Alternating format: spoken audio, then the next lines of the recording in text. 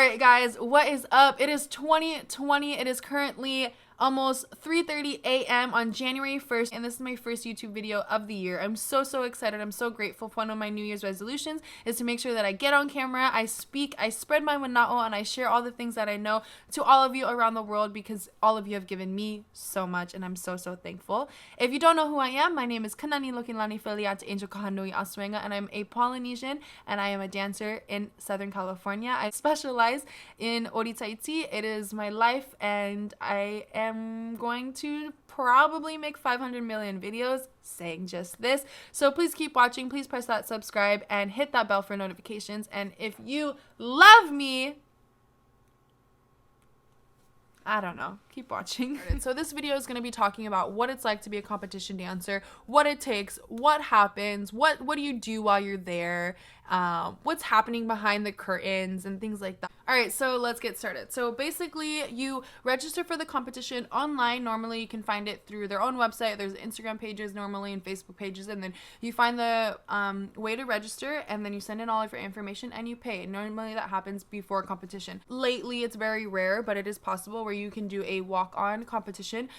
Walking on is actually my favorite thing to do. Most of my competition entries are walk-ons until recently, because they've really cut down on being able to allow dancers to do that. Now they have it all organized so properly and we can't walk on anymore, but I loved the days that I could, because then the option was always free to me. I didn't really lose any money. I just had to pay a little bit more when I didn't get the early bird registration, but I was cool with that, and I got to decide whether I was dancing the morning that I woke up or not. So basically you go to the registration table and you pick up your number and your wristband, because you don't have a name anymore. Now you are number 403 with the green wristband, and your mama gets the blue wristband because she's an audience member and she's only supposed to be in the audience, not in the backstage. Some competitions are like that, where they only can allow one person backstage. Some competitions are really fun where the entire family and a barbecue can be backstage, and an entire bar and playground.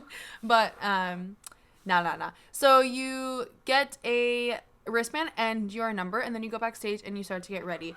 Commonly in California, you have the opportunity to get ready backstage at the event, but in other places where I've experienced, like example, both Paris and in Tahiti, they encourage you to come with your makeup done, because you don't really have that much time. In California, our competitions are really big. We have so many contestants, so we have more lenience with time. After backstage, and then you get broken up into your small age categories, and then beyond your age categories, you get ready for your dance rounds. So there are either 2 dance rounds traditionally, which is your elimination round and your final round, and then beyond that you have your possible semifinals and possible dance off. Those possibilities depend on how many people are in your category. For example, 5 to 8 can have 50 people in their age category, so they only need to do a final and elimination. Because it's a small group, you can cut it right in half and then cut to 3 top winners. But then categories, for example, like ages 14 to 18, the category is normally 14 to 17, but within those age groups, or 14 to 25, there's usually way too many people, so they have to do a semifinals so that they can cut it 2 times. I'm sorry that I'm blah, blah, blah. And then for a dance off, so to qualify for a dance off, it means that you got a tied score with another dancer.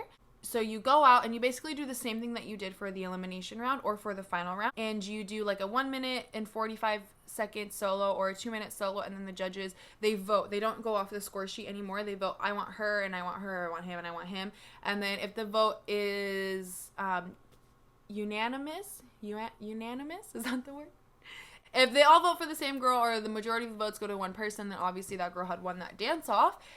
Or they could split the votes, and all of a sudden you have to dance again. So it gets pretty crazy. But if you want an in-depth video on how I take care of dance offs or how I go about them, then please let me know, leave a comment, and I would love to share some of that. All right, so beyond the rounds, then you have your judges, and normally your judges will be between 3 and 5 people. Their job is to score you on a number between 1 and 5 or 1 and 10.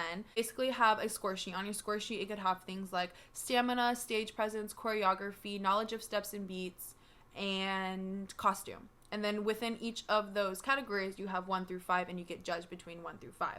at the end of the day, you're being judged on these set of things. So for example, sometimes they'll have entrance and exit on your score sheet, and other places don't, and I don't even know that sometimes, and I'll get judged like a 1 on my entrance because I'm just walking in like cash. Those are things that you need to pay attention to. So when you go and register for your competition, make sure that you check your score sheet. Most of the time they'll tell you what the judges are looking for and then what you're being judged on, and then double check that and make sure that you're chilling. And so that's the breakdown of competition day. Alongside that, you have tabulators and you have your drummers, you have your MCs who take care of all of that empty space on stage, you have your organizers who we are so thankful for. But that's kind of what the breakdown of the day of competition is. Please share with me your experience in solo competitions. Please tell me how your country runs competitions. Please, if you're from Japan or from Mexico, I would love to know, more about your guys' competitions. All right, so the other thing I wanted to talk about is what it takes to be a competition dancer. You have to train every day. The day that you miss is the day that you will regret. Just make sure you're training every day. And what I mean by that is you want to do your dance training, but you want to also do your traditional workouts. If you want a video about what I do when I'm training or how I train, please let me know. Please leave a comment and I would love to make that video. Basically, you want to work on your abs, your legs, tightening muscles, straightening muscles. You even want to lift some weights to do all of those things. I am no gym rat, nor am I a professional.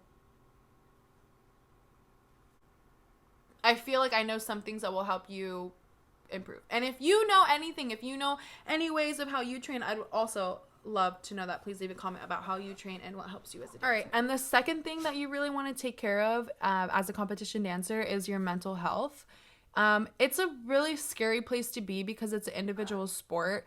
If you're a gymnast out there, you may kind of relate. It's kind of like all the weight is on your shoulders. Like if something goes wrong, it's your fault. If something goes right, it's your doing. Like everything depends on you. And you only have 2 minutes and possibly even only 1 round, because you never know if you're going to make it to the next round, to prove to everyone and to the judges that like you know what you're doing.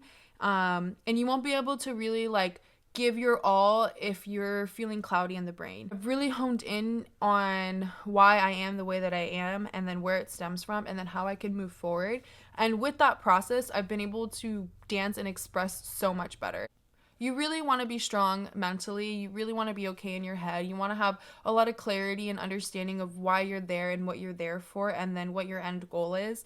I think when you go into competition on the mental side, you just kind of need to remember that you're there with your group and you're there with your family and friends. And like, despite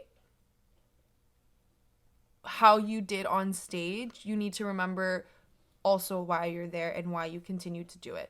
And then going on stage, having that clarity is really important, because then you're able to portray and express the character or theme or just yourself at its best. Like you never want to go to sleep when you're like having a fight with someone, because you won't be able to sleep that well. It's the same idea.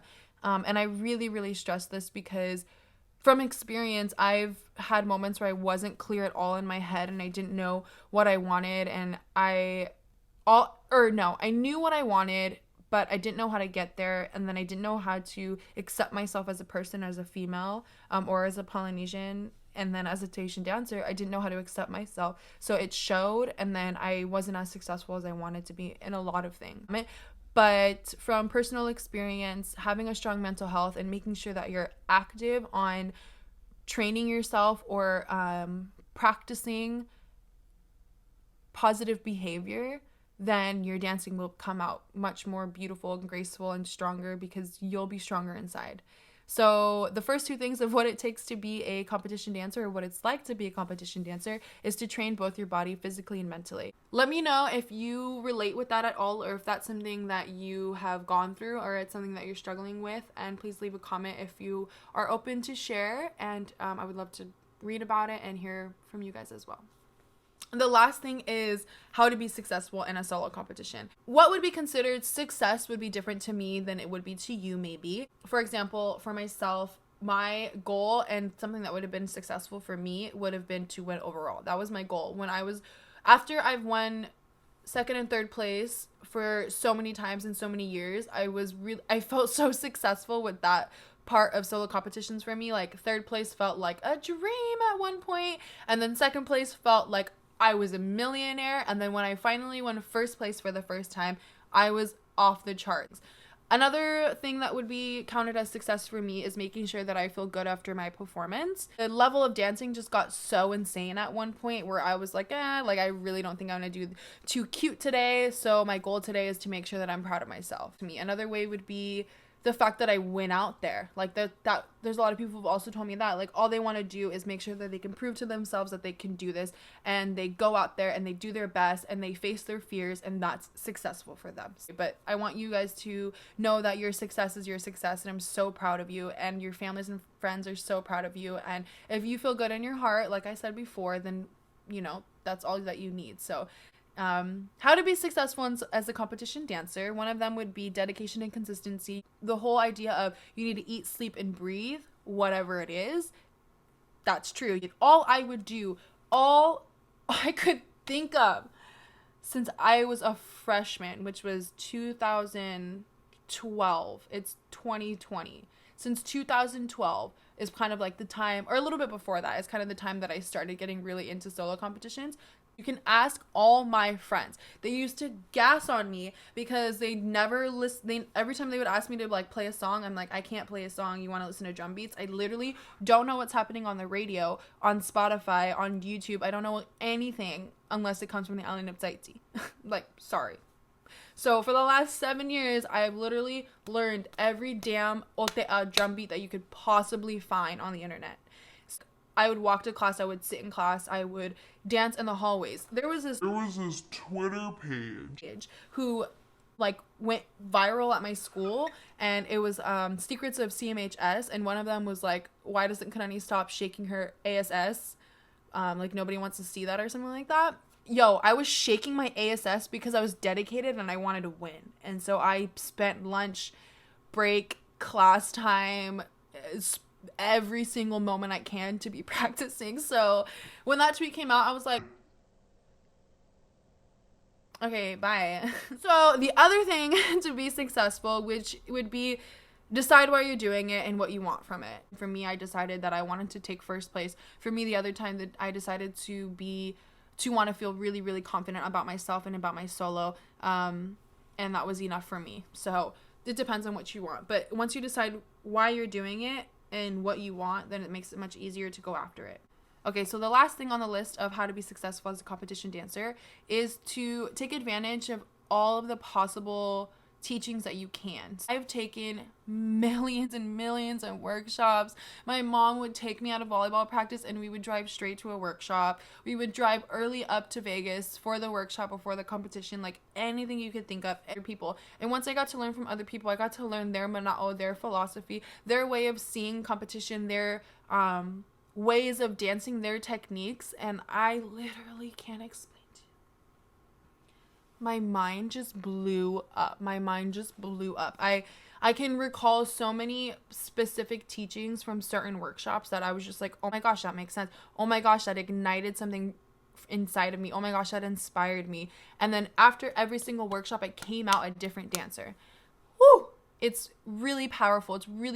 But if you take that extra time and go value that moment and like go do that, then the things that you will come home with will be life-changing and for eternity. So all right, so I guess that's the video. Everything that we talked about today was what it's like to be a competition dancer, what it takes, what happens in the day of a competition, and how to be successful. And I mentioned to you guys, if you're interested in any of the things that I talked about more in depth, please leave a comment and let me know. It's January 1st. Let's go, guys. Like, we have a whole new year to be something and everything that we want to be. I love you all. I appreciate you all. I don't know what else to say. I don't know how YouTubers do this thing, but I'm so grateful for all of you guys, and happy New Year. Please get home to your family safe, and if you're partying last night, I hope you feel good, and if you're partying today, just be good. And yeah, is that it? I don't know how to do these things. All right, peace out, guys. Happy New Year.